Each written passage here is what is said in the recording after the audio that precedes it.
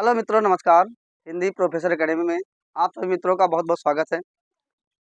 तो अगली श्रृंखला में हम लोग पढ़ेंगे, समास के भेद पढ़ रहे थे, ठीक है। तो कुछ समास हो गए थे, इसके पहले 2 क्लासें हो गई छोटी छोटी, आज ये तीसरी क्लास है। तो बात करते हैं कौन कौन समास समास के हम भेद पढ़े थे। सबसे पहले पढ़े थे समास, है ना। सम प्लस आस, अगर कहा जाए समास में कौन संधि है तो यहाँ पे दीर्घ संधि है। समास का विलोम क्या होता है मित्रों? व्यास होता है, ठीक है। या इसका हम विग्रह भी कह सकते हैं, है ना। समास विग्रह अलग अलग किया था ना, तो इसका जो एक विलोम हो जाएगा वो विग्रह भी हो जाएगा, ठीक है। और संधि का विलोम क्या होता है? विच्छेद होता है। संधि का मतलब जुड़ना और विच्छेद मतलब अलग अलग होना, ठीक है। तो समास के हम भेद पढ़े थे, है ना। कितने भेद होते? 6। एक शब्द हमने बताया था द्वंद्वी अवतक, ठीक है। द्वंद्व समास, द्विग समास, अव्ययीभाव समास, ये 3 हम पढ़ चुके हैं। उसके बाद में बहुब्रीहि, तत्पुरुष और कर्मधारय, ये भी पढ़ना है। तो अगर आगे हम तीसरे समास की बात करते हैं, कौन सा हो जाएगा? बहुब्रीहि समास। बहुब्रीहि समास,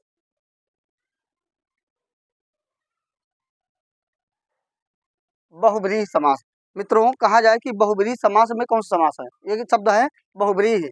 हम इसकी बात करते हैं कि ये जो हमारा शब्द है बहुब्रीहि, इसमें कौन समास होगा? इसमें भी बहुब्रीहि समास होगा, ठीक है। इसका अगर हम बात अलग अलग करेंगे, क्या बन जाएंगे? बन जाएगा बहुत है चावल जिसके पास, है ना। यानी बहु माने होता है बहुत, बहु माने होता है बहुत, ठीक है। और व्रीहि माने, ये लिखा है व्रीहि, व्रीहि माने होता है चावल या धान। ध्यान रखेंगे मित्रों, बहुत ही इंपॉर्टेंट बात है ये। चावल या इसी को हम धान कह सकते हैं भाई, ठीक है। चावल या धान, ठीक है। तो इसका हम समास विग्रह करेंगे तो क्या हो जाएगा? बहुत है चावल जिसके पास वह, है ना।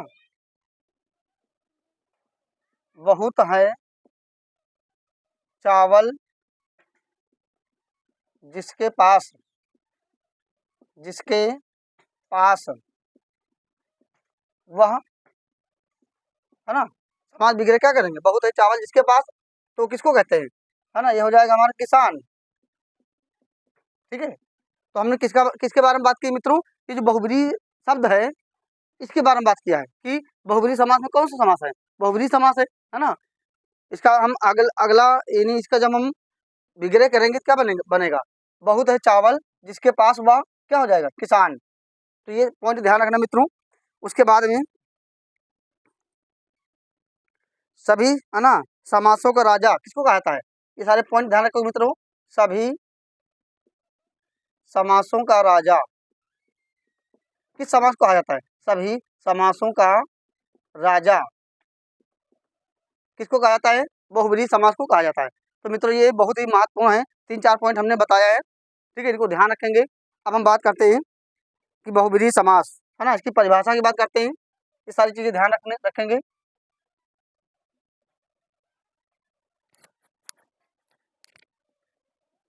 बहुब्रीहि समास की परिभाषा क्या हो जाएगी? जिस समास में ना तो पूर्व पद प्रधान हो और ना उत्तर पद प्रधान हो, है ना। हम परिभाषा की बात करें कि मित्रों बहुब्रीहि समास कहाँ होगा? है ना, जिस समास में ना पहला पद प्रधान हो ना दूसरा पद प्रधान हो, बल्कि कोई अन्य पद प्रधान होगा, हो वहां पे क्या होगा? बहुब्रीहि समास होगा, ठीक है। तो इसकी परिभाषा हम लिख लेते हैं। जिस समास का जिस समास का जिस समास का न पूर्व पद, पूर्व मतलब पहला, पूर्व पद प्रधान हो, है ना। जिस समास का न पूर्व पद प्रधान होता है और ना उत्तर पद, है ना, यानी बल्कि कोई अन्य पद प्रधान होता है। जिस समास का ना पूर्व पद प्रधान होता है और ना उत्तर पद, और ना उत्तर पद प्रधान होता है,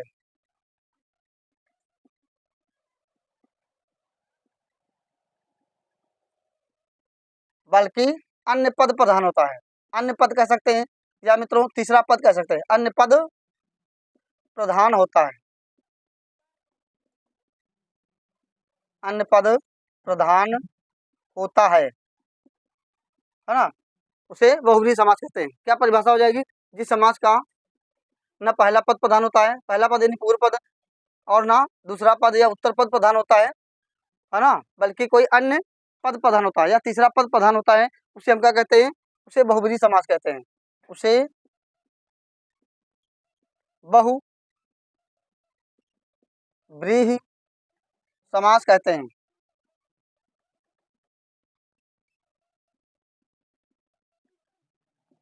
ये हमारी परिभाषा हो गई मित्रों। यहाँ से परीक्षा में पूछा जा सकता है परिभाषा से लेकर के कि जिस समास के दोनों पद प्रधान नहीं होते बल्कि अन्य पद प्रधान होता है, वहाँ कौन सा समास होगा? 4 ऑप्शन बना देंगे, 4 उदाहरण दे करके, ठीक है? 4 प्रश्न इसी में से विकल्प बना देंगे, है ना? अव्ययीभाव समास, तत्पुरुष समास, कर्मधारय समास, ठीक है? और हमारा क्या हो जाएगा? बहुब्रीहि समास हो जाएगा। तो इसमें दोनों पद प्रधान नहीं होते बल्कि कोई अन्य पद प्रधान होता है। अगर हम उदाहरण की बात करें तो बात क्या है ना, एक मित्रों यहाँ पे एक बात और ध्यान रखेंगे, कैसे इसको पहचानेंगे। यहाँ पे अधिकतर देवी देवताओं के नाम आएंगे, ठीक है? ध्यान रखना, जहाँ पे अधिकतर देवी देवताओं के नाम आएंगे वहाँ पे बहुब्रीहि समास होगा। जैसे कहा जाए वीणापाणी, गदापाणी, चक्रपाणी, है ना, त्रिनेत्र, नीलकंठ, इस तरह से ये सब बहुब्रीहि समास के उदाहरण है। जैसे कहा जाए वीणापाणी, पहला शब्द ले लेते हैं वीणा पाणी, है ना, इसका विग्रह क्या हो जाएगा? वीणा है हाथ में जिसके, वीणा है हाथ में जिसके, कौन हो जाएगा? नहीं, तीसरे की ओर इशारा लग नहीं जा रहा है, वह, है ना, वह क्या हो जाएगा? सरस्वती,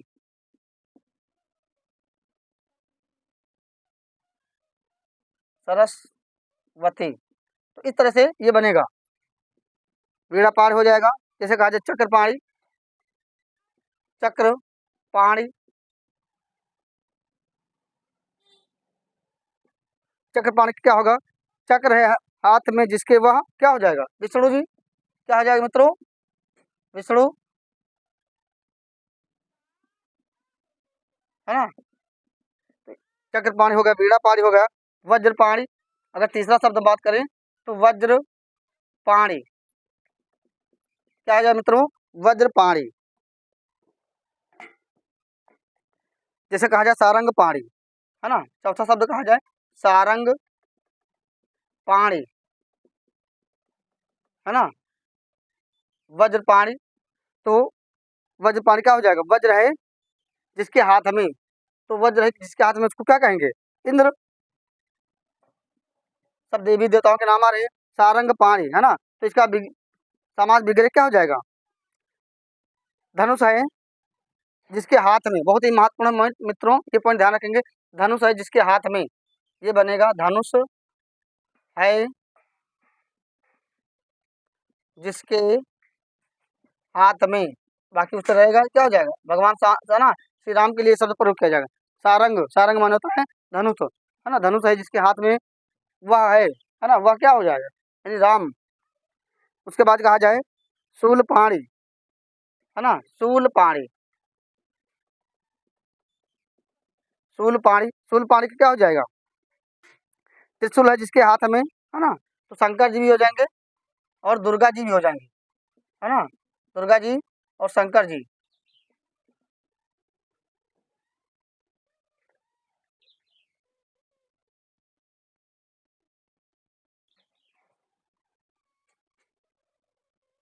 सारंग पाणी, है ना, धनुष है जिसके हाथ में, भगवान श्री राम।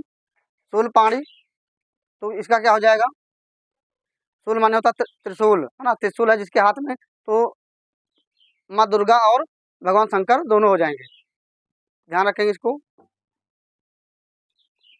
चलिए आगे उदाहरण देख लेते हैं मित्रों, इसको हटा करके थोड़ा सा नीचे दिख नहीं रहा है। बहुत महत्वपूर्ण उदाहरण है ये सब।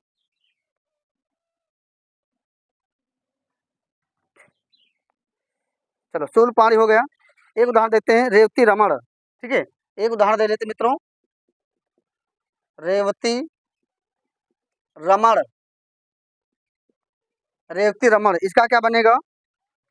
रेवती के साथ रमण करने वाला, है जो वह, है ना, यानी बलराम। रेवती के साथ रमण करने वाला है जो वह, क्या हो जाएगा, ये बलराम के लिए प्रयोग होगा, बलराम। उसके बाद में अगला पॉइंट देख लेते हैं,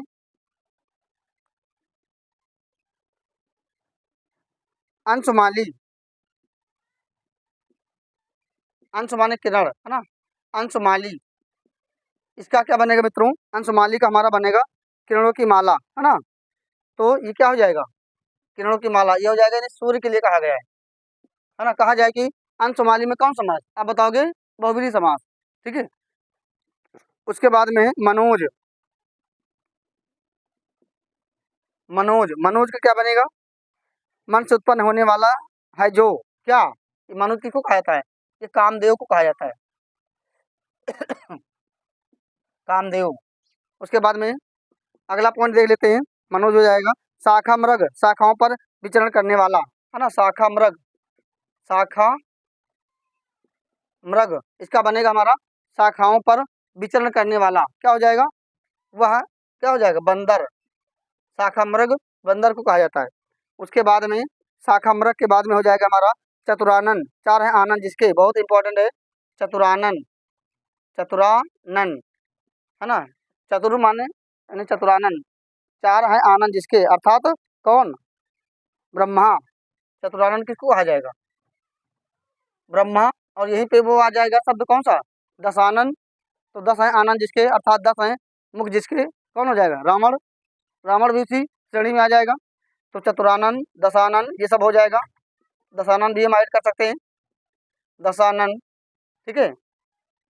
चक्रपाणी, गिद, है ना, गदापाणी, गदापाणी भी हो जाएगा। गजानन, है ना, गज के समान मुख है जिसका, वह क्या हो जाएगा, कार्तिक। सदानंद, सत है मुख जिसके, कौन, रावण।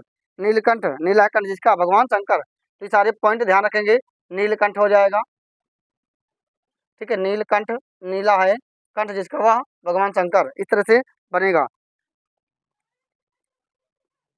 त्रिनेत्र, तीन है नेत्र जिसके, चंद्रशेखर, चंद्रमा जिसके शिखर पर, यहाँ पे भी बहुब्रीहि समास हो जाएगा। तो मित्रों ये बहुत सारे महत्वपूर्ण इंपॉर्टेंट पॉइंट हैं, इनको ध्यान रखेंगे, उदाहरण यही सब पूछे जाते हैं।